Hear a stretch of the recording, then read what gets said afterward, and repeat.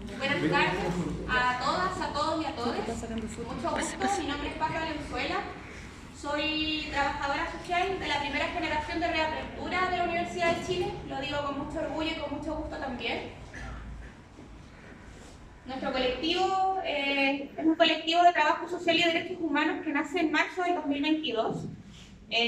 Somos un grupo de personas que nos conocimos realizando atenciones a sobrevivientes de traumas oculares desde el 2020 en adelante.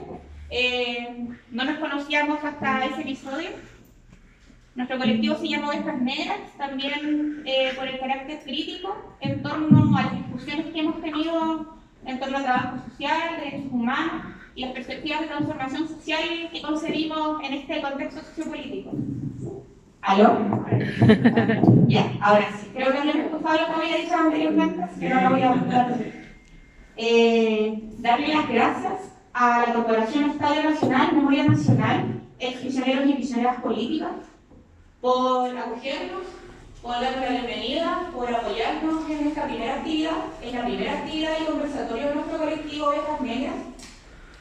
Voy a presentar a Luis, parte del directorio de la Corporación Estadio Nacional, Memoria Nacional, quien va a dar unas palabras. Luego voy a hacer una pequeña presentación y damos inicio al conversatorio. Muchísimas gracias por su asistencia.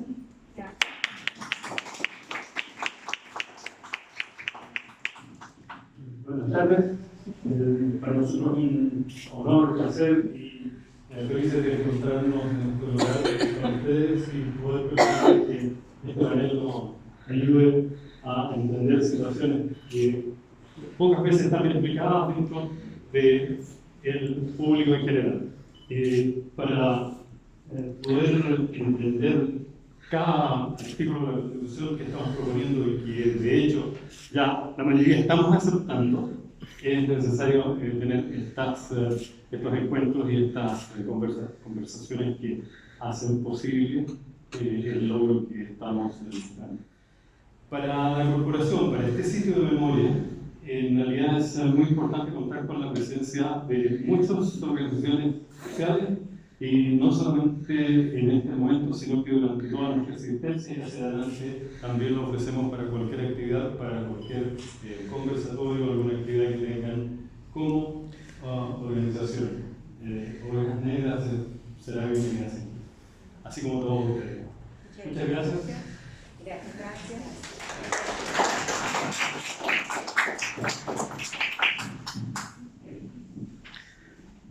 Antes de dar la palabra a Hermes Álvarez, mi compañero de organización, para que presente a las expositoras, quiero agradecerle profundamente al Colegio de Trabajadoras Sociales y a las colegas destacadas en su labor que están aquí presentes. Nos llena de orgullo poder contar con ustedes, conocerlas y estrechar lazos disciplinares, espero de aquí en adelante. Bien sabemos que hay un libro que ha estado en la cabecera de nuestro colectivo, llamado La Resistencia de las Memorias, escrita además por una de nuestras panelistas. Es un libro escrito por Paulina Morales y Daniela Aceituna, que tenemos el gusto de tener aquí, y quisimos hacer una pequeña reseña preguntándonos qué estudiantes de servicio social y profesionales, detenidos, desaparecidos o ejecutados políticos pasaron por el Estadio Nacional. Fue una pregunta que para nosotros era súper relevante al momento de dar inicio a este conversatorio. Y nos encontramos además con algo muy bello. Quisiera compartírselo brevemente con ustedes. Luis Jorge Almanacín Tumenes estudió Servicio Social en la Universidad de Chile, sede de Temuco, desde 1970, siendo descrito por sus hermanas como una persona honesta, sensible y comprometida. Por testimonio de ellas, sabemos que Luis asistió al acto conmemorativo de la asunción del presidente Salvador Allende, realizado aquí, en el Estadio Nacional, el 5 de noviembre de 1970.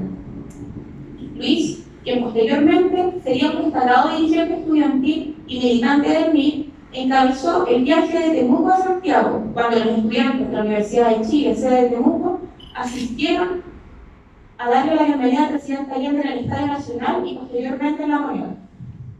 Luis es uno de los estudiantes de servicio social que hoy se encuentra en condición de detenido desaparecido a sus 26 años. Jacqueline del Carmen Vinfa Contreras, quien también fue estudiante de Servicio Social en la Universidad de Chile, sede de Santiago, vino al Estadio Nacional cuando vino Fidel Castro, en diciembre del 71. Sabemos, y Jacquelina era deportista, le gustaba la música italiana, fue militante del MIR y trabajaba en la población dormida. También sabemos que fue detenida en agosto de 1974 y que fue vista en José Domingo Cañas y en Cuatro Álamos.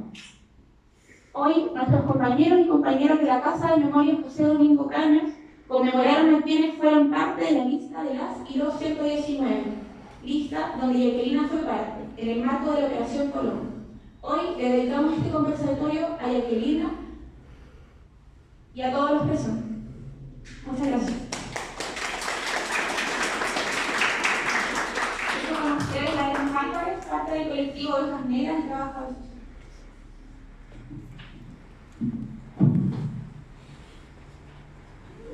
Buenas tardes a todos, todas y todos. ¿Ya? Es un agrado que en esta primera actividad, que es con bastante esfuerzo, nosotros somos 6 profesionales de trabajo social de distintas partes de Chile. ¿Ya? Entonces, nuestro trabajo ha sido solamente a través de la virtualidad. ¿Ya? Yo soy el más viejo de los integrantes, llevo 25 años ejerciendo el trabajo social. Y para mí es como nuevo llegar a acuerdo y llegar a concretar cosas sin verse. Ya es un gran desafío para mí. ¿Ya? Me toca un poco moderar, este es el primer conversatorio, cómo se relacionan un poco los derechos humanos, el trabajo social en el contexto de esta votación por una nueva constitución. ¿Ya? Voy a presentarla a las 3 de manera seguida, ya para no interrumpir un poco el proceso de conversación. Y voy a presentar la primera expositora, ¿ya? Que es Daniela Aceituno Silva, que es coautora del libro que mencionó ya Paz anteriormente. Ella es trabajadora social, egresada de la Universidad Tecnológica Metropolitana, ¿ya? Magíster en Ciencia Política de la Universidad de Chile y candidata a doctora en Ciencias Sociales, ¿ya? Cuenta con diplomados en los ámbitos de Derecho Internacional, de los Derechos Humanos, Derecho Económico, Social y Culturales, Políticas Públicas y Violencia Institucional. Es académica a tiempo parcial en escuelas de trabajo social, en materias que guardan relación con la justicia social y los derechos humanos. Ha investigado y escrito sobre memoria y educación en derechos humanos. Le damos la bienvenida a Daniela Aceituno Silva. Un aplauso. La segunda expositora, ya, es Elsa Larraña Pino, trabajadora social egresada de la Universidad Católica del Maule, ya, especialista en desarrollo comunitario, activista ecofeminista y es convencional constituyente del distrito 17 que corresponde a la provincia de Curicó, si no me equivoco, ¿cierto? Somos coterráneos, también soy curicano. Integra la organización Colectivo de Mujeres Curicó, que participa en movimientos sociales como No Más AFP, AC, No al TPP 11, Ríos Libres y Protección de las Semillas. Le damos la bienvenida a la gobernadora de Cierra el conversatorio, ¿ya? La actual presidenta del Colegio de Trabajadoras y Trabajadores Sociales de Chile, la doctora Violeta Flores, ¿ya? Egresada de la Universidad de Chile, magíster en educación en la academia, ¿ya?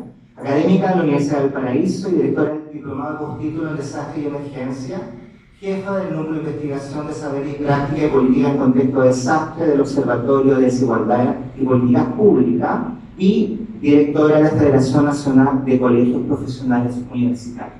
Le damos también un caluroso aplauso. La expositora tendrá 15 minutos de presentación y posteriormente va a haber la ronda de preguntas. Invitamos a Daniela a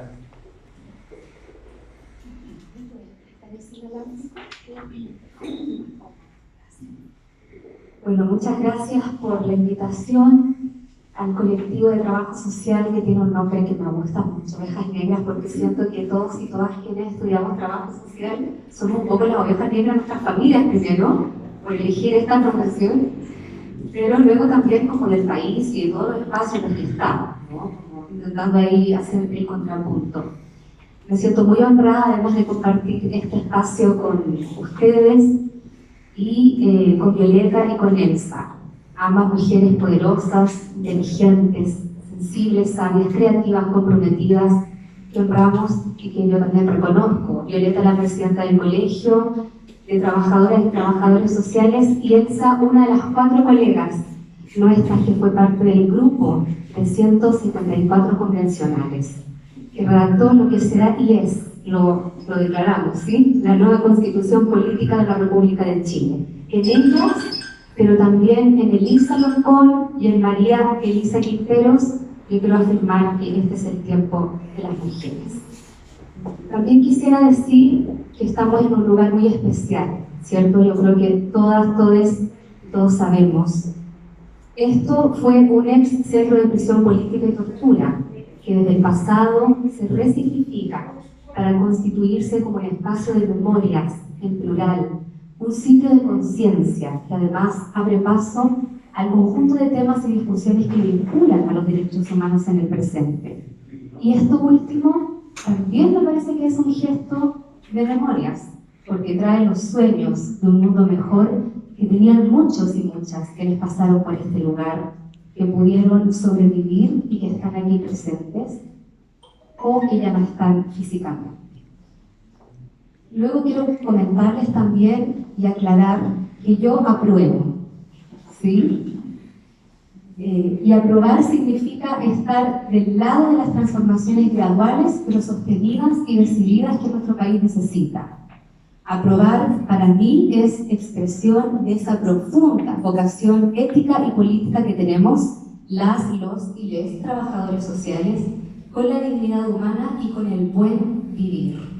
Aprobar también para mí representa un acto de justicia social, de creer y sentir que el pueblo de Chile, sobre todo los sectores más discriminados, negados, olvidados en sus derechos, los nadie, los patipelados, ¿se acuerdan de esa expresión? Los que sobran son personas. Entonces, yo quiero proponerles que pensemos que ser trabajador o trabajadora social y no aprobar es una condición, es una contradicción absoluta, que tendría que ser muy bien justificada.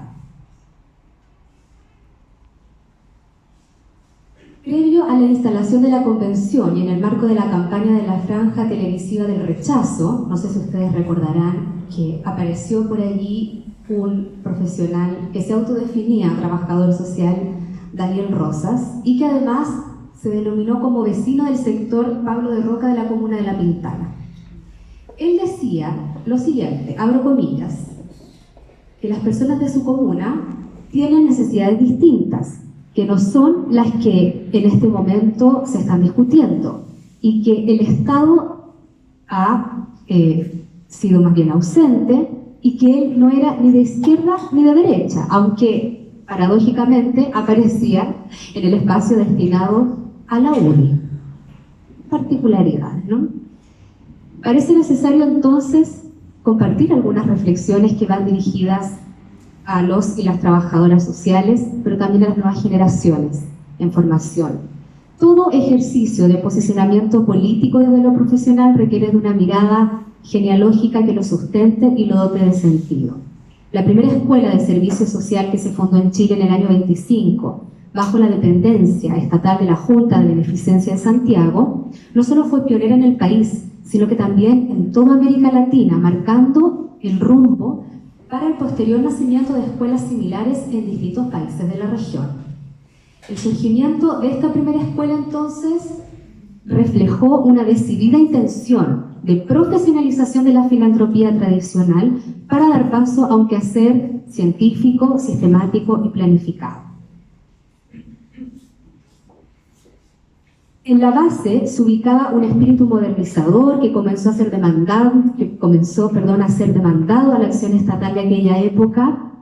No obstante, siguió siendo conciliada con el paternalismo imperante que continuaba visualizando a los sectores populares como pasivos y dependientes. Por lo tanto, nuestra profesión encarnó desde sus orígenes la dialéctica entre modernización y contención de las demandas populares, cuestión que marcará uno de los sellos de identidad hasta nuestros días y que va a cruzar numerosas tensiones ético-políticas, teóricas, metodológicas, y el desarrollo de la disciplina en la práctica cotidiana. Si avanzamos en la línea de tiempo imaginaria, ya en los años 60 e inicio de los 70, el trabajo social latinoamericano inicia un periodo de profunda revisión, sobre todo con respecto a lo que fueron las primeras décadas de existencia. Y ustedes ahí recordarán el proceso de reconceptualización que, en concordancia con el resto de las ciencias sociales, sumó al trabajo social a un continuo de cambios y de transformaciones que se vivían en el mundo. Entonces, tuvimos nuevas mallas curriculares centradas en el contexto social y político de la época y también con experiencias de práctica vinculadas al mundo del trabajo y de las condiciones de explotación de las clases trabajadoras, lo que se vio también reforzado con el inicio del gobierno de la Unidad Popular en 1970 con Salvador Allende a la cabeza. Y bueno, el golpe de Estado y la instauración de la dictadura cívico-militar generó una fuerte represión en trabajadores sociales en ejercicio, quienes en su mayoría se desempeñaban al alero del Estado, y a los jóvenes que cursaban la carrera. Tuvimos censura, las carreras se despolitizaron en los contenidos, se expulsó a profesores y a estudiantes, y en muchos casos también las escuelas se cerraron. Pese a esto, numerosos trabajadores sociales se organizaron para defender los derechos humanos, resistir y luchar por la recuperación de la democracia. Entonces, es posible hoy ubicar al trabajo social como una disciplina inspirada en un conjunto de valores y principios como la justicia social, la igualdad, el compromiso, la promoción con la dignidad humana, y de esta identidad profesional anclada en la historia y en las memorias, señalar que es contradictorio defender un trabajo social sostenedor y reproductor de inequidades y exclusiones estructurales nacidas en la institucionalidad económica, social, política y cultural propia de este orden neoliberal, cuya consagración se encuentra en la Constitución que hoy día queremos sacar, ¿cierto? Entonces, desde ese punto de vista, Chile necesita una nueva Constitución, ¿cierto?, capaz de trascender a la mera garantía de libertad para elegir, pues dicha libertad es vacía y carece de sentido cuando cada uno debe salvarse por sus propios medios. Los derechos humanos en ese sentido adquieren total sentido y expresión en esta nueva Carta Fundamental, se vuelven exigibles, justiciables. Podemos tener entonces un Estado que sea mucho más robusto, y nosotros y nosotras también vernos desafiados probablemente en nuestros repertorios de acción profesional, y nunca plantearnos como neutros o apolíticos frente a la necesidad de la igualdad, de la no discriminación. Desde nuestra razón de ser, el papel del trabajo social debe estar comprometido con esta nueva Constitución, que también podemos considerarla, ¿no?, como un guión ético que recoge los anhelos del trabajo social chileno y latinoamericana desde esos orígenes. Yo quisiera también destacar que este texto, que gentilmente el colectivo nos ha entregado una copia, ¿cierto?, no pudiera tampoco haber sido posible sin las demandas del pueblo chileno despierto, que se alzó el 19 de octubre de 2019. No habría sido posible sin todos y todas quienes resistieron la dictadura, trabajaron por la recuperación de la democracia y sobre todo el movimiento de pobladores y el movimiento estudiantil. Yo quiero cerrar esta reflexión en este tiempo que me han brindado para poder también traerlos a ellos, a propósito de que estamos en un espacio de memorias. Y en ese sentido me parece fundamental recoger que en ellos y en ellas, ¿cierto?, se reencarna de alguna manera esos sueños de un país más justo, más digno para todos y para todas. Este texto no habría sido posible sin esas juventudes que evadieron, que saltaron los torniquetes de este sistema feroz que precariza la vida, que representa la promesa no cumplida y que profundizó por tanto tiempo las condiciones de pobreza con las cuales nuestra profesión se siente también comprometida, ¿no?, y se ha sentido comprometida históricamente. Así es que yo quisiera también traerlos a ellos y a ellas y valorar muchísimo el contenido de la convención, invitarles a revisarla, porque creo que también tiene un lenguaje muy rico desde el punto de vista del enfoque de derechos humanos.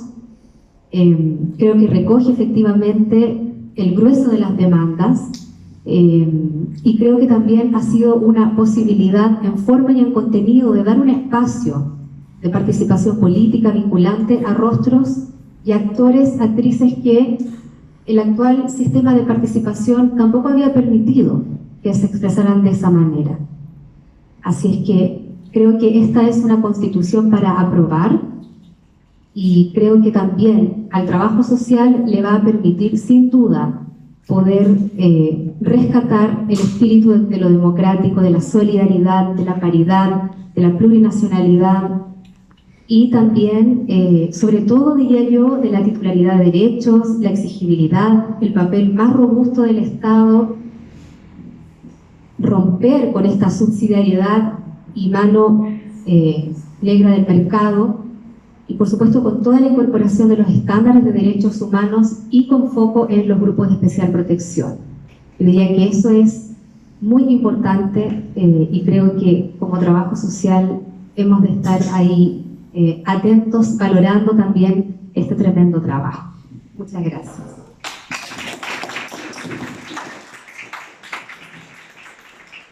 Le damos el paso ya a Elsa Labraña para que presente su impresión. Buenas tardes.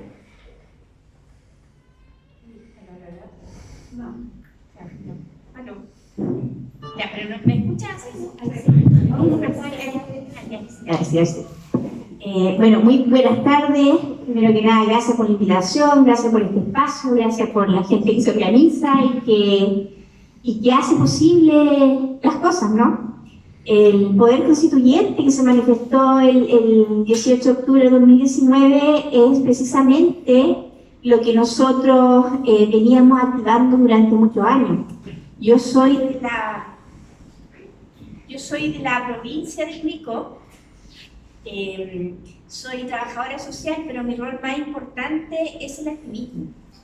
Desde ahí es donde yo elaboro el trabajo social y lo llevo a los territorios, a las poblaciones, a las demandas que tiene la gente y que de alguna manera no tienen...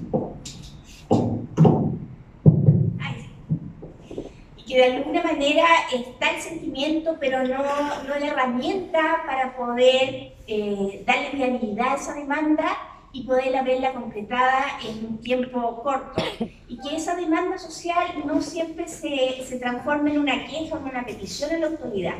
El trabajo social que yo elaboro en el territorio tiene que ver con la autogestión y la autodeterminación. Hacer ver que el poder está en nosotros, que el poder de hacer las cosas recae en cada persona que quiera hacer este mundo mejor y que no necesariamente requiere ni de la institucionalidad a veces, ni tampoco la autorización.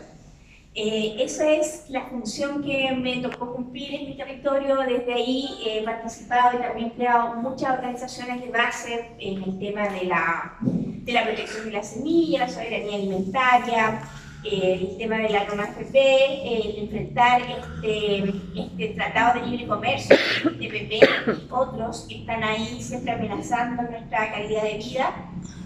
También soy ecofeminista y desde mi organización de base, que es el Colectivo de Mujeres, trabajamos temática de género y medio ambiente, entendiendo que el feminismo no se circunscribe solamente a la protección de nuestro cuerpo, sino que también se tiene que circunscribir a la protección de la comunidad donde yo vivo.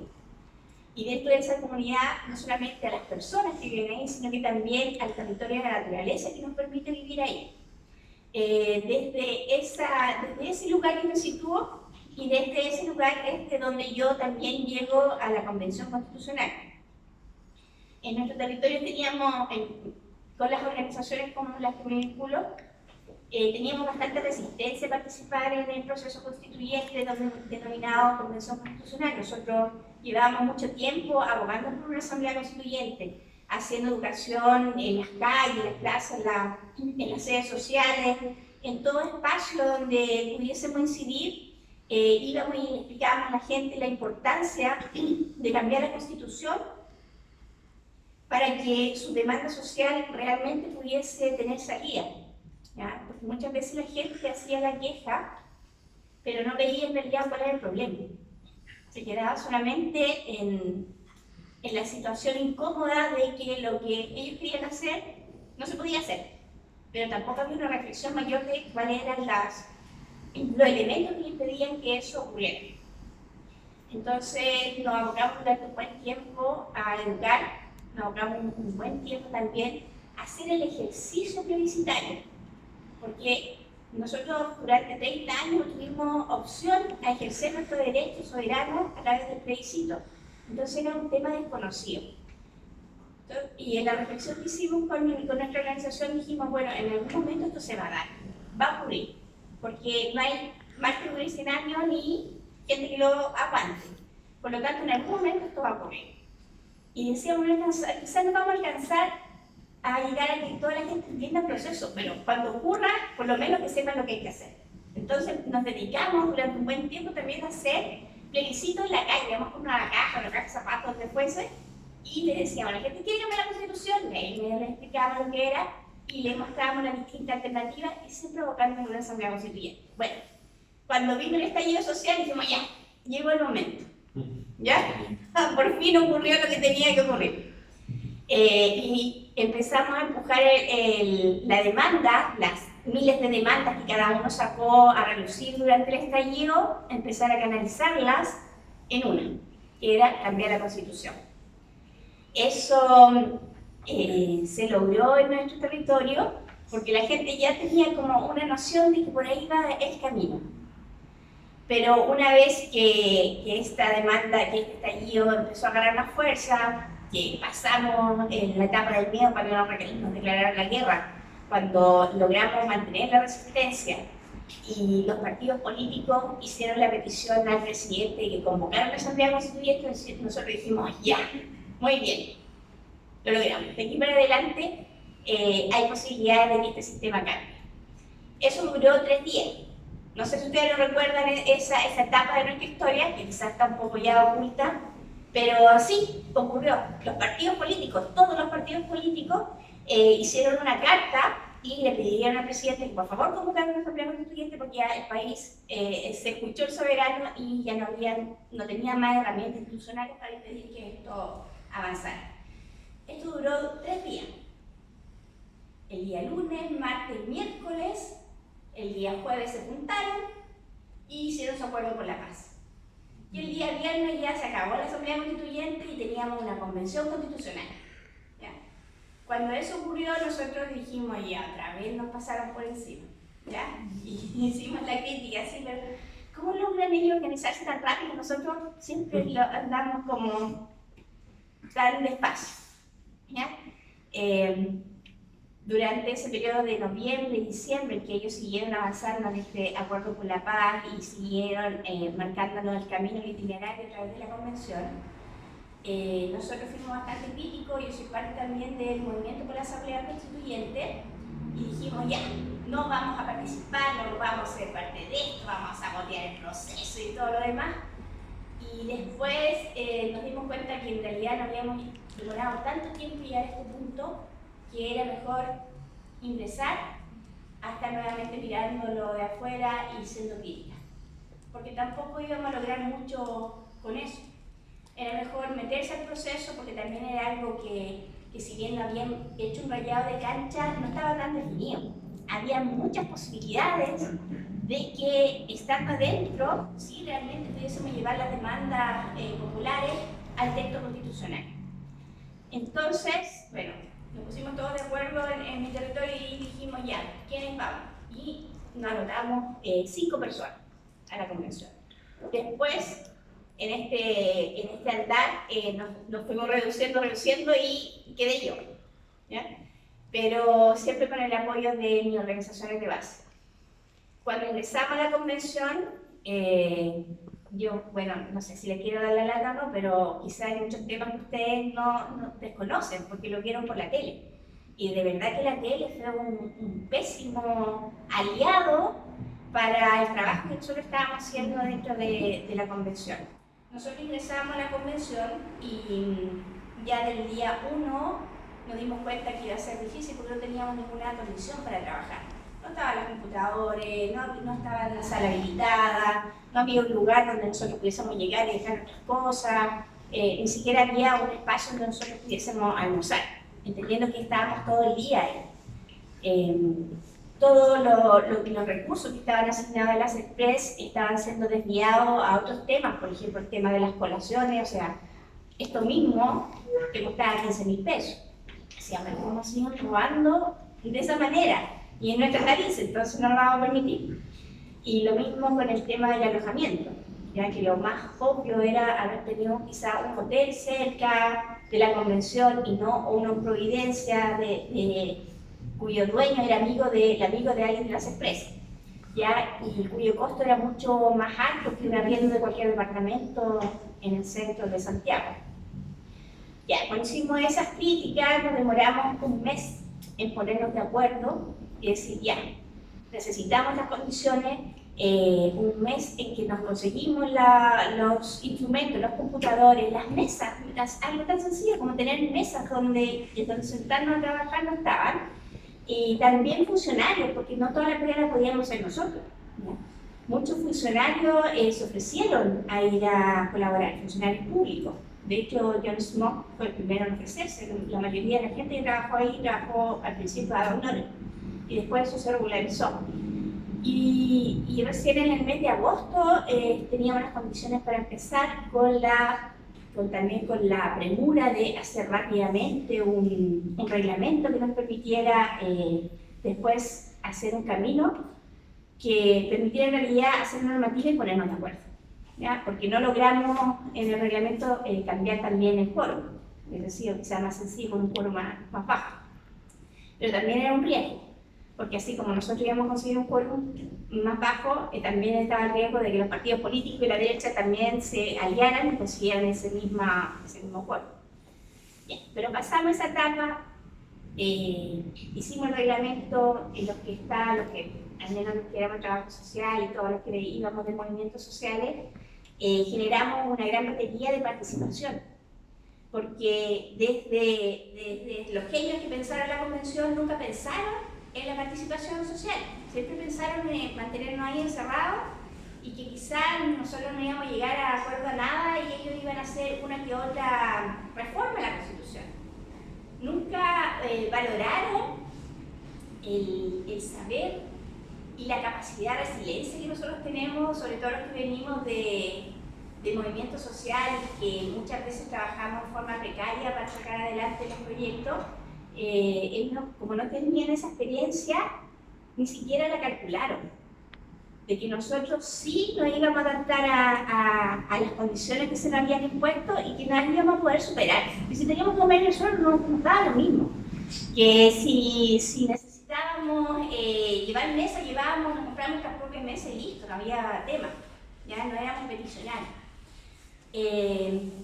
En la convención llegaron 3 grupos con temáticas bastante claras.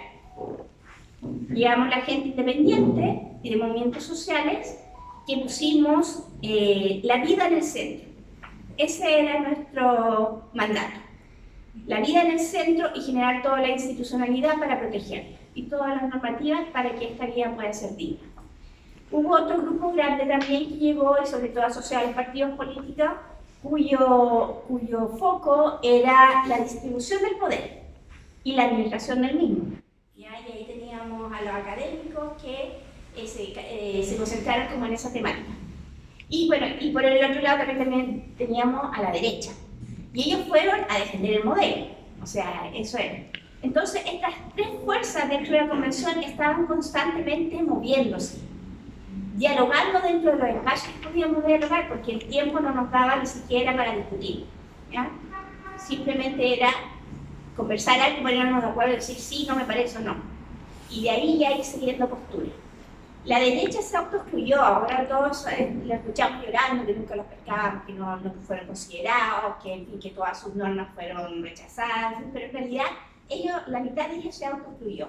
De la derecha yo creo que por lo menos unos 7 fueron los que sí realmente conversaron. Se atrevieron a cruzar la línea y ir a socializar normativa o a poner sus visiones sobre lo que se estaba planteando.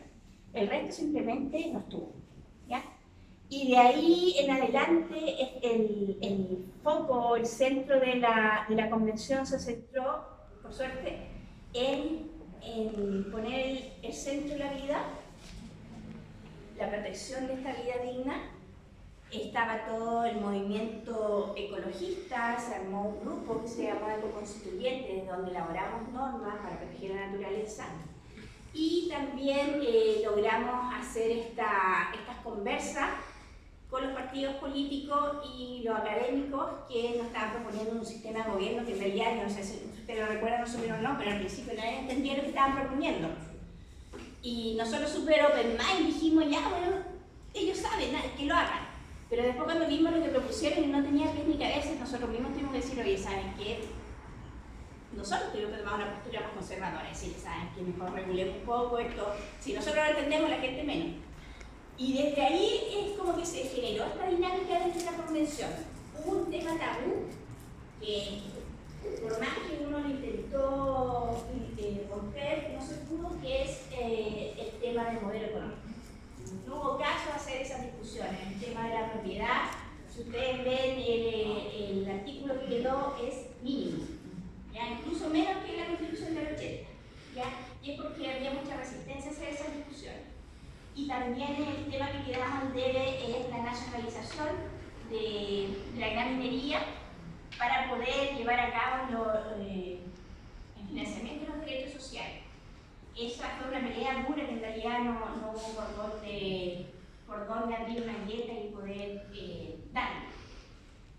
Pero por lo menos quedó sí la protección de los recursos mineros. Está considerada esta constitución, quedó como absoluta y legal indiscutible, pero dominio del Estado. El dominio público quedó, más no su explotación. Y eso es algo que, si bien en la Constitución, se puede hacer de ahora en adelante, porque hay muchos mecanismos democráticos que lo van a permitir. Esta Constitución, ahora vamos a volver a hacer como un panorama de lo que ocurrió ahí. Vamos a ver este tema de los derechos humanos. Hubieron muchos personas y abogadas que iban desde esta línea y que dejaron muy bien plasmado la protección de los derechos humanos en la Constitución. Yo le voy a pedir a Julián que lo lea. ¿O ustedes lo tienen ahí en su texto? Sí. Ya, el artículo 24, por favor. Lo vamos a leer.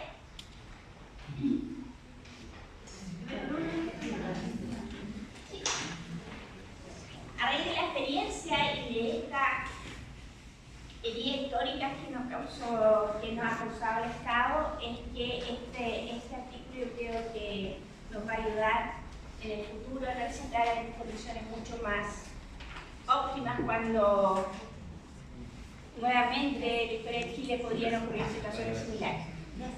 En realidad, en este artículo no deberían ocurrir esas situaciones similares, pero uno nunca sabe qué loco va a llegar al poder en algún momento.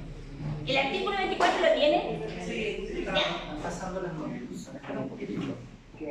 Todavía falta ahí. Vamos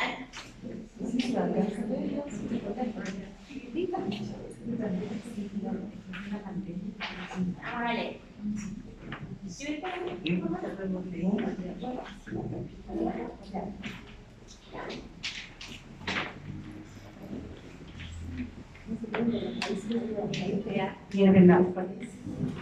Ya, ¿están todos ahí? ¿Lo encontraron en el artículo 24? Sí.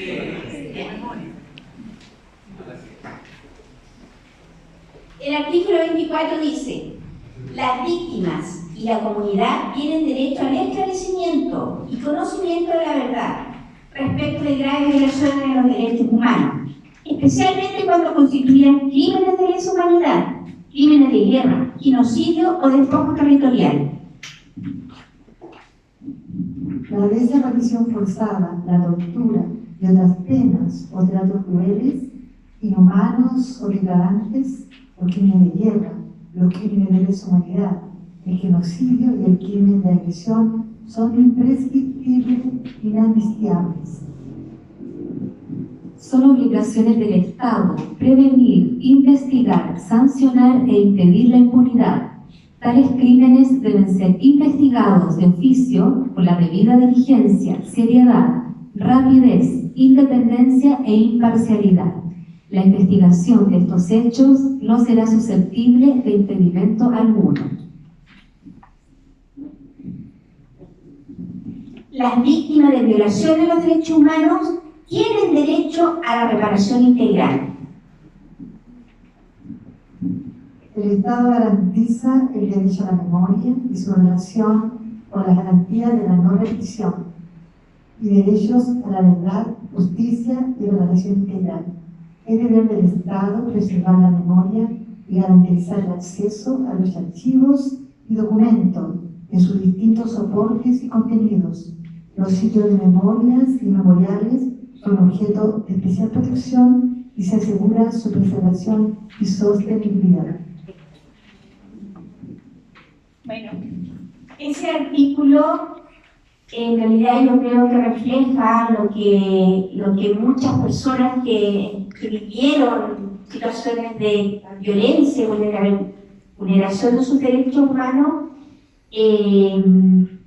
ahora tienen una herramienta para enfrentar no solamente lo que ocurrió, sino que también para pedir la reparación de lo que del daño ocasionado. Yo todavía me sigo reuniendo con presos políticos del periodo de la dictadura y muchos de ellos ya están en una condición tan desmejorada, en una edad bastante avanzada, que ya la mayoría dejó de luchar, muchos han fallecido y todavía están esperando algún tipo de reparación del Estado, que como no se considera la Constitución del 80, simplemente están como a la buena de Dios esperando que la justicia haga lo suyo, pero la justicia ha tardado tanto que ya a muchos ya no le llegó. Si se aprueba la Constitución, sí van a poder echar mano de este articulado para que el Estado sí haga algún tipo de reparación sobre las violaciones a sus derechos que cometió. Yo creo que este artículo también a nosotros como trabajadores sociales nos va a permitir darle orientación a las personas y decir, ¿sabe qué? Usted puede reclamar. Tiene una herramienta para que las situaciones de su familia, personales, puedan ser resarcidas. Hay otro artículo, que es el artículo 22, es más cortito, y dice: ninguna persona será sometida a desaparición forzada. Toda víctima tiene derecho a ser buscada y el Estado dispondrá de todos los medios necesarios para ello. Yo creo que las personas que todavía están buscando a sus familiares, este artículo tiene que llegar. Ustedes, como miembros de esta comunidad, tienen que hacérselo llegar, porque no es posible que hayan pasado tantos años y todavía el Estado no haga las gestiones necesarias para buscar a la persona, y vemos personas aún en el norte cavando el territorio para ver si encuentran algún resto de sus familiares. Ahora el Estado es el que tiene que hacerse responsable de estas desapariciones y nunca más dejar a la familia en este abandono de hacerse cargo de buscar a su gente. El primer capítulo de la Constitución habla de estos principios que van a regir al Estado una vez se apruebe esta Constitución, y el capítulo 2, que es de derechos fundamentales, lo refuerza. Así que yo les voy a pedir, como colega, que sobre todo los que trabajan con personas vinculadas al ámbito de los derechos humanos, hagan mucho hincapié en esta parte de la Constitución. ¿Ya? porque esta es la parte de la Constitución en realidad que nos devuelve la humanidad como sociedad, nos devuelve la humanidad a las instituciones que tienen que hacerse cargo de nuestro bienestar. Yo voy a dejarlo hasta ahí y después cuando venga la parte de las preguntas igual ahí profundizar un poco más. Ahora voy a dejar con ustedes a Violeta. Gracias. Gracias. Agradecer a Daniela y también a Elsa. A Daniela, bueno, con ella no habíamos tenido mucha cercanía, pero he sabido principalmente de su experiencia, de su investigación y de la preocupación por el tema. Y a ese he tenido la experiencia práctica y operativa, que fue una persona importante cuando quien habla se acercó a la Convención Constituyente a pedir apoyo para instalar las normas, ¿cierto?, de iniciativa popular sobre la recuperación de la epigenética de los colegios profesionales. Y ella, con mucha gentileza, no nos conocíamos tampoco, estuvimos conversando casi 3 horas sin almorzar, y ella nos generó todos los contactos y la apertura y la visión de cómo de alguna manera teníamos que trabajar. Por lo tanto, también hay que verlo, plantearlo, y además, no solamente activista, como ella decía, yo también soy una activista a mi modo, sino que una persona que no solamente se ha comprometido en el trabajo social, sino que se comprometió en cuerpo y alma también con la constituyente. Ahora, con respecto al tema, aquí agradecer también a Emi y el grupo, el colectivo de Ovejas Negras. Yo pensaba, la ovejita negra, ¿qué sentido más allá del sentido que ustedes le buscan? Porque generalmente las ovejitas son pasivas, ¿no? Muy pasivas, y por eso son fáciles de guiarlas en rebaño. Pero cuando la negrita se escapa, evidentemente genera una resistencia, ¿no? Y genera el interés de los demás de traerla de todas maneras al rebaño. Por lo tanto, yo creo que ellos tienen una dura, pero además valiosa tarea, que es eso de ser disidente, de ser rebelde, de ser crítico y de alguna manera generar también un espacio de diálogo, de conversación y de reflexión. Así que le agradezco la invitación. Con él me encuentro después de mucho tiempo. También él fue dirigente del Colegio Profesional de Talca un tiempo y ahora me lo reencuentro en esta misión que me parece muy importante. Con respecto al tema que nos convoca, y especialmente respecto a la vinculación de lo que es derecho humano, la Constitución, y especialmente en nuestra disciplina que es el trabajo social, hay un elemento clave que en mi juicio parte en esta vinculación virtuosa que podemos hacer. Y ahí quiero destacar el artículo 3, el inciso 3 del artículo 1 de los principios y disposiciones generales de la propuesta de la nueva Constitución, que dice que la protección y garantía de derechos humanos individuales y colectivos son el fundamento del Estado, que orienta toda su vida. Yo creo que hay una vinculación virtuosa clave. Trabajo social, uno de sus fundamentos justamente son los derechos humanos y la justicia social. Por lo tanto, y aquí retomo algunas palabras que señalaba Daniela, es una contradicción ser trabajador o trabajadora social y no valorar, no entender, no defender lo que es la nueva Constitución, porque es fundante de la esencia de lo que es el trabajo social.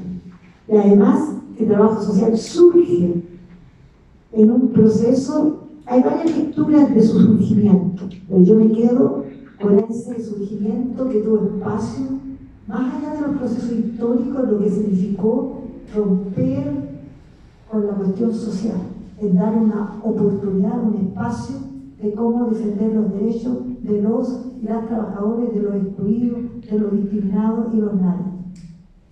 En ese sentido, cuando nos planteamos los derechos humanos, generalmente pensamos en 3 cuestiones básicas que son fundamentales.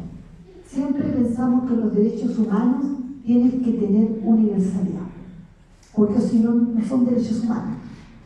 Por otro lado, otro aspecto central también, que tiene también una dimensión de individualidad e interdependencia. ¿Qué quiere decir eso? Que efectivamente, si no se respeta un derecho humano, siempre se está vulnerando otro derecho humano. Y hay una interdependencia con esta mirada de lo que significa el hacer, ¿cierto? El promover, el pensar desde los derechos humanos. Lo otro, que todo compromiso con los derechos humanos que establecen los estados a través de sus convenciones, a través de sus acuerdos, a través de sus normas, a través de sus políticas, es una imposición al final. Si un estado se compromete, tiene que cumplir. Por lo tanto, son tres premisas básicas que tienen que tener cuando pensamos en la concepción de derecho humano. Y ahí, nuevamente, yo lo puedo ligar con la esencia del trabajo social. Y esta esencia no tiene que ver solo con lo nacional. Quería leer yo a ustedes acá. La Federación Internacional de Trabajo Social ha definido internacionalmente, lo estaba buscando acá, al trabajo social como la profesión de trabajo social facilita el cambio social y el desarrollo de la red social y el fortalecimiento de la liberación de las personas, los principios de justicia social, los derechos humanos, la responsabilidad colectiva y el respeto a la vida son fundamentos para el trabajo social, fundamentados, dice, por las teorías del trabajo social, las ciencias sociales, las humanidades, los saberes indígenas. Trabajo social involucra a las personas y en la escritura para hacer frente al desafío de la vida y aumentar el bienestar. Y si revisamos los contenidos, hay tres cuestiones fundamentales, o cuatro diría yo, de esta nueva constitución que están absolutamente en consonancia, en armonía con esta definición internacional. En primer lugar, se establece una nueva mirada de lo que es el Estado. Saltamos de un Estado subsidiario a un Estado social, pero que no solo es un Estado social, sino que un Estado fundado en los derechos humanos y que además establece y genera un marco y un repertorio de garantías, de derechos, casi en todos los ámbitos. Yo revisaba estos días a propósito de la invitación que me hizo él, hizo colectivo, ya con mayor detención, porque no es lo mismo cuando uno la lee, cuando uno necesita también plantear lo que piensa de lo que lee, ¿no? Y al leerla, han cubierto una cantidad de aspectos y de niveles, de aspectos de lo que es la vida, de los seres humanos, de los seres vivos, incluso del medio ambiente y la naturaleza, en términos de derechos, que establece un marco regulatorio distinto, amplio, diverso, que nos permite pensar o repensar no solamente una nueva estructura. No importa que no tengamos ese gran modelo, ansiado modelo que planteaba nuestra compañera, sino que, quieran o no, genera una lectura del amplio cerco de lo que podría ser un nuevo orden social. Por lo tanto, hay un elemento básico, fundante, que nos permite hacer esta conexión.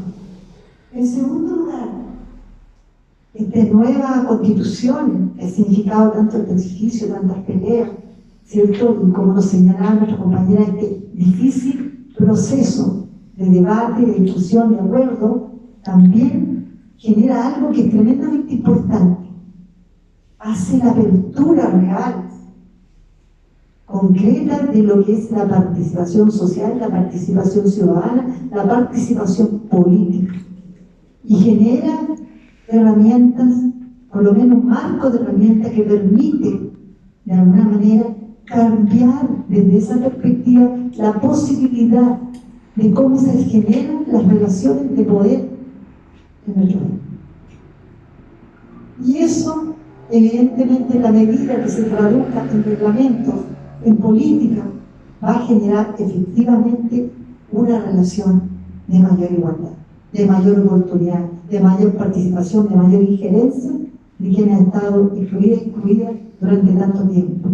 Acceso a la mujer, a los derechos sociales, reproductivos, la valoración de la naturaleza, del medio ambiente, de los cuidados considerados como derecho fundamental, del trabajo incluso doméstico. ¿Qué más que eso también. Incluso, también, ¿cierto? En el caso, si nos vamos al tercer elemento, creo que hay una cuestión tremendamente importante. Y ahí, evidentemente, en esta relación unívoca, intrínseca, fundamental, con nuestra profesión y con nuestra disciplina.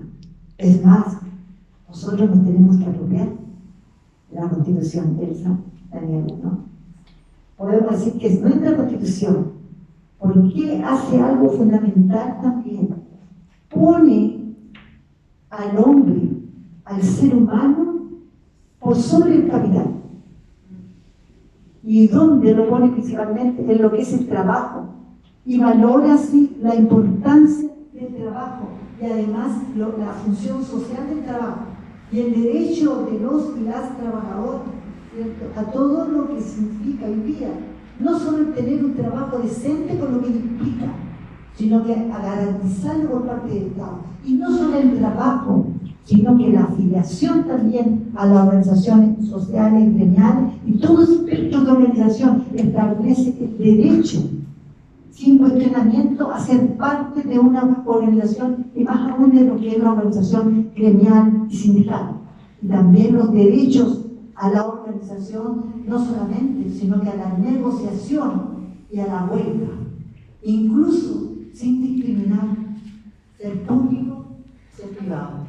Y eso marca un cambio histórico fundamental que a veces no valoramos, ni siquiera, y empezamos, no me gustó la coma, ¿qué tiene esto, la Constitución? O sea, lo que hoy día esta Constitución, que algunos han querido ridiculizar y plantearse que es una copia fiel de Bolivia, o sea, qué bueno que sea la copia fiel de Bolivia, y defendamos eso que sea así.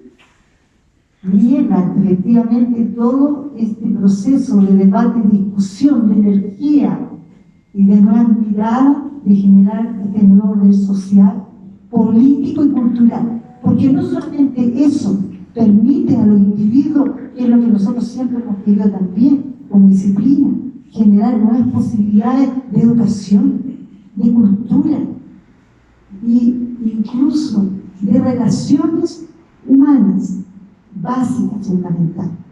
Por lo tanto, cuando pensamos en la Constitución y el trabajo social, y cuando pensamos en todas estas garantías, estos derechos, estos mecanismos que se establecen en la relación con el Estado, también valida algo, y por eso también hoy día yo estoy aquí, defendimos al menos presentar en la nueva Constitución el valor que hoy día tienen los colegios profesionales como garante entre el Estado y los estamentos profesionales.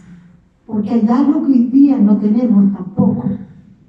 Después de haber sido despojado de la posibilidad de tener la tuición ética profesional en tiempo de dictadura, esta nueva Constitución, después de una larga lucha, nos da la posibilidad de instalar en la nueva Constitución no solamente ser garante en esta vinculación con el Estado, sino que además tener la posibilidad de tener la tuición ética, y no solo eso, sino que además generar un servicio de atención profesional de calidad y de respeto también a las personas y a los derechos humanos. En virtud de todas estas cuestiones, y además creo que lo que es fundamental, y lo planteaban también acá mi compañera, que es el tema de la violación, evidentemente, de los derechos humanos. Y ahí rescata, instala, legitima no solamente que los derechos humanos sean fundantes, sino que además lo que significa la violación de derechos humanos, la responsabilidad del Estado, la exigencia de un Estado garante de derechos humanos y la importancia de la memoria. Y no solamente de la memoria, sino que documentar la memoria, trabajar la memoria. Por lo tanto, ¿qué podría decir? No solamente entonces esta Constitución o propuesta de nueva Constitución habla de los derechos humanos, sino que se transforma en un hacer, en un pensar, en un sentir, en un proyectar, en un recordar, en un memorizar lo que son los derechos humanos.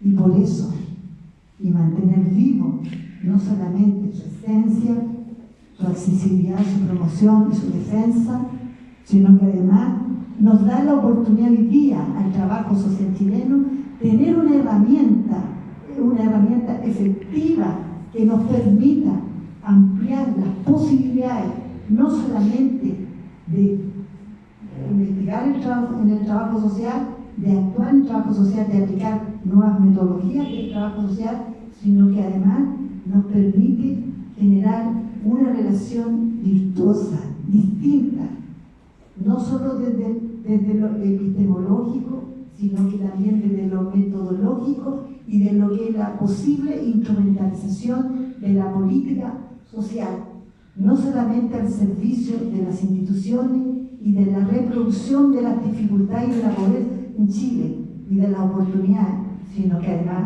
de efectivo crecimiento y desarrollo en general también la vinculación de lo que son los procesos de desarrollo económico y social del país. Gracias.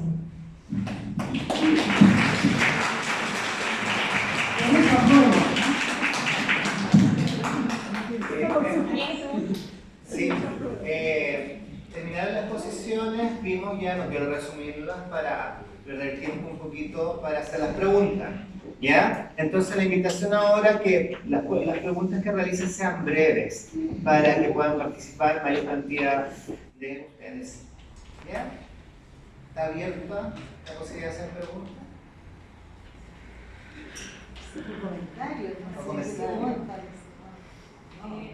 Hola, quería hacer una exposición de las tres compañeras de la organización que hayan estado acá, que estén en este espacio, que sean profesionales que se hayan comprometido con este proceso, creo que eso es muy importante. Y en base a eso mismo tengo dos preguntas chiquititas. Una, ¿cómo entienden ustedes como profesionales este cambio que se produce en la nueva Constitución desde que las personas que vivimos en Chile dejemos de ser sujetos como de asistencia y más bien pasemos a ser sujetos y sujetas de derecho?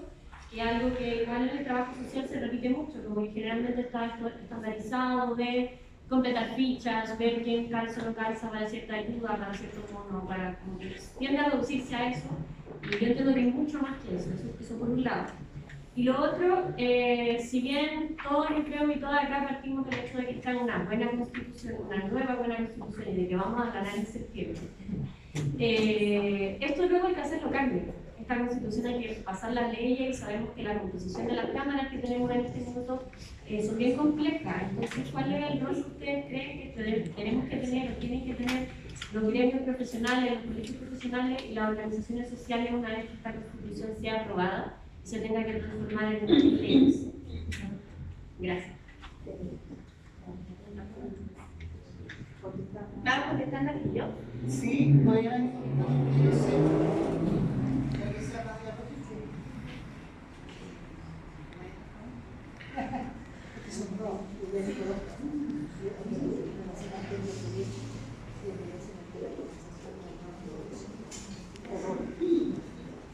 Mira, dentro de la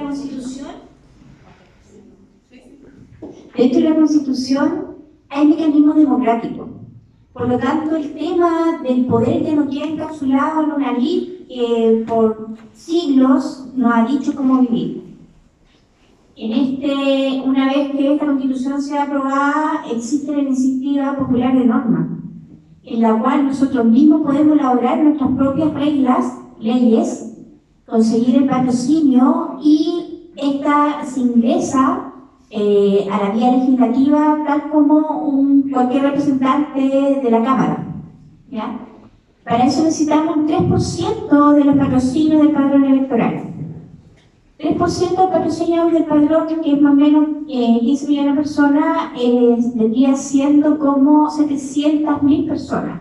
Con 700.000 firmas tú puedes ya ingresar una iniciativa popular. Entonces yo creo que ahí el rol que nosotros cumplimos como activistas también, como educadores, nos cae de cajón de que todo aquello que nosotros sabemos que los legisladores no van a hacer, porque los que hay actualmente no quieren cambiar el modelo, lo vamos a tener que hacer nosotros. Y vamos a tener que activar a la comunidad y también hacer que sean responsables de las decisiones que se toman como país. Porque lamentablemente llevamos 30 años de una democracia representativa en la cual nuestro poder nosotros se lo delegamos al representante, de ahí para allá nunca más supimos qué es lo que pasaba. Hasta que llegaban las leyes que iban en contra nuestra. ¿Ya? Y después volvíamos a ver al representante 4 años pidiendo el voto y dándole besos a los pavos, en fin, como que esa dinámica con esta constitución se rompe. Nosotros, los ciudadanos los habitantes de este país, podemos generar las leyes que van a ir en beneficio nuestro. Eso por un lado. Y lo otro, claro, la gente en este rol que nos ha tocado como más que nada un rol medio asistencialista con la Constitución del 80 para nuestra profesión, también se termina, porque en esta Constitución se consagran 103 derechos que nosotros como trabajadores sociales primero vamos a tener que aprenderlo y decirle a la gente, oiga, usted tiene derecho, lo tiene que reclamar, lo tiene que hacer de esta manera y orientarlo para que ese derecho se cumpla. No para que cumpla cierta cantidad de puntos para que le llegue algo, porque en la Constitución del 80 no existe el derecho. Entonces la gente nos iba a pedir a nosotros derechos que no existían y muchas veces terminamos frustrados porque no teníamos cómo darle respuesta a la demanda de la gente. Esa respuesta está en esta Constitución. Entonces, la Constitución que se va a aprobar el 4 de septiembre, a nosotros como trabajadores sociales nos da todas las herramientas para que lo que la gente nos solicite lo podamos canalizar en forma efectiva. Yo creo que por ahí va nuestro rol.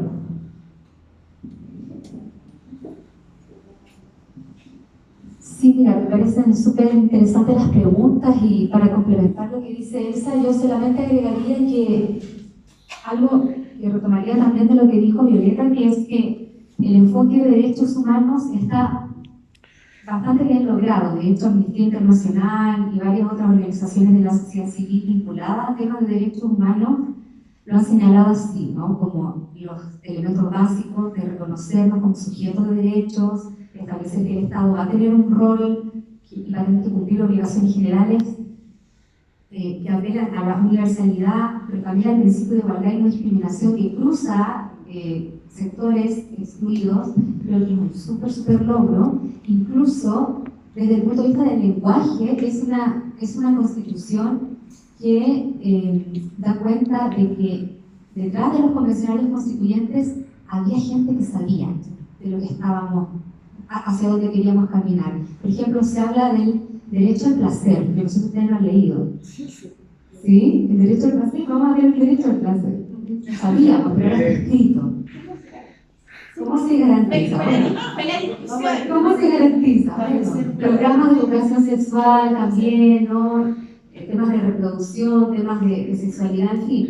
Habla también de las neurodivergencias, es decir, es tan fino y es tan rico lo que tenemos y lo que es imposible de aprobar. Entonces, creo que está muy bien recogido todo el conjunto de derechos civiles y políticos, pero también todos los DESCA, o sea, todos los económicos, sociales, culturales y ambientales, y los temas de paridad, porque yo creo que las mujeres somos parte de todos los colectivos y de todos los grupos sociales, así que eso sí o sí tenían que estar.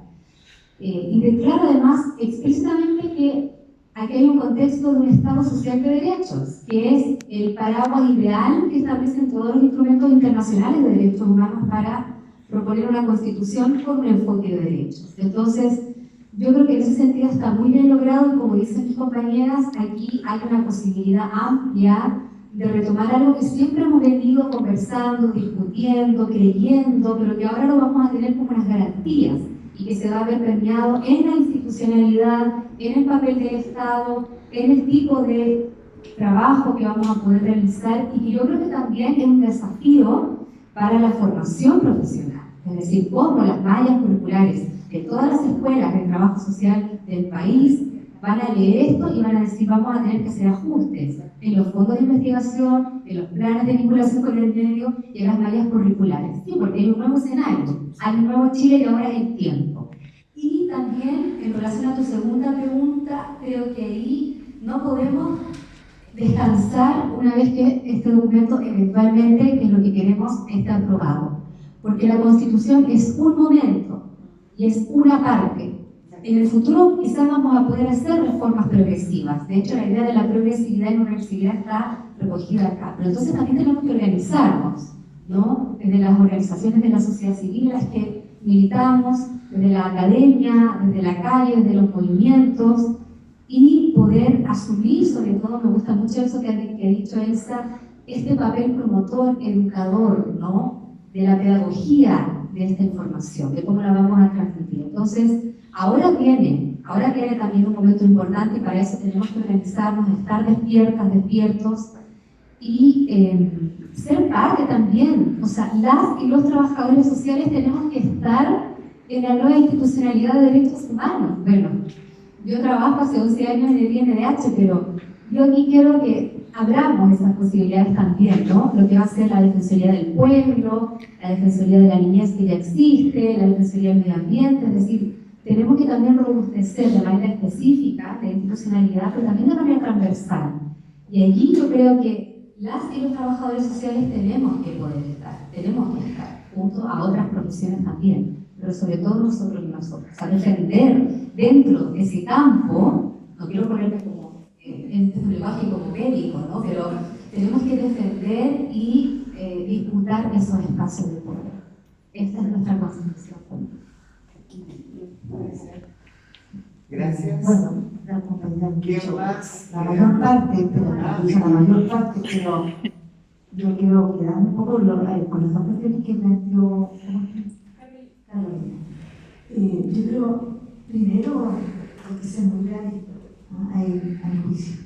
Sí, en esto comparto plenamente lo que han dicho Elsa y Daniela. La Constitución no es mágica tampoco, ¿no? Hay cosas que no van a cambiar de un día para otro. Además establece un marco, y ese marco tiene que traducirse en normas también, de menor alcance que la Constitución, pero además también en políticas, ¿ya? Y también, como lo señalaba Daniela, en el ámbito académico formativo, principalmente tiene que haber una mirada y una concepción distinta de lo que es el trabajo social. Ahora, la concepción y el modelo que tiene que ver con este modelo asistencial va reflejado con el modelo que tenemos hoy día. Entonces, se supone que el cambio de un Estado subsidiario a un Estado social de derecho tiene que cambiar radicalmente la forma no solamente de hacer, sino que pensar lo que es hoy día el servicio público. Y desde esa perspectiva creo que requiere no solamente implementación de normas, sino que requiere todo un proceso de, no solamente de transformación de lo que es la atención, de lo que es el trabajo profesional y también de lo que es el trabajo público y también del ámbito privado. Por lo tanto, yo creo que hay un trabajo ahí tremendamente importante y que tiene que ser además interrelacionado, mancomunado y que permite efectivamente mirar desde otra mirada al sujeto. Incluso yo diría hasta un cambio cultural. Pero todavía en las instituciones hay mucho conservadurismo. Y uno lo ve, hoy día mismo nosotros en nuestra universidad hemos vivido el cambio de estatuto. Y uno de los principales problemas, habiendo habido revuelta, habiendo habido todo lo que ha habido, fue muy difícil poner, por ejemplo, el PTG. Entonces, pareciera que esto es mágico, no. Y ahí tenemos un tremendo trabajo. Cuando tú señalas los colegios profesionales, evidentemente, de todas formas de asociatividad y también los colegios profesionales, tenemos una tremenda e importante institución. De hecho, yo además, bueno, yo soy dirigente de la Federación de Colegios Profesionales Universitarios y tenemos preparado una secuencia de conversatorios, de actividades, con la finalidad de no solamente socializar, sino concienciar acerca del valor de lo que tiene esta nueva institución. Y creo que todos tenemos una responsabilidad personal, ciudadana, política también, y ético-política, porque creo que es un deber ético-político y día defenderlo, promoverlo, socializarlo y bajarlo. ¿En qué sentido? En que uno tiene que hacer una democratización también de los contenidos, en el sentido que parecen muy obvios, o muy comprensibles, pero no para todos es así. Por lo tanto, uno tiene que ponerse también desde esa mirada a generar también un proceso de recodificación y tratar de ser lo más fiel al documento, porque creo que lo que más ha pasado en Chile hoy día, por lo que ha pasado con el rechazo, es de alguna manera hacer lo contrario, interpretar lo que la Constitución no tiene y demonizar la Constitución. Si lo que nosotros tenemos que hacer es justamente al revés, generar esta mirada más virtuosa y de proyección de un futuro distinto de lo que significa para Chile la transformación en ¿Alguien algún otro comentario?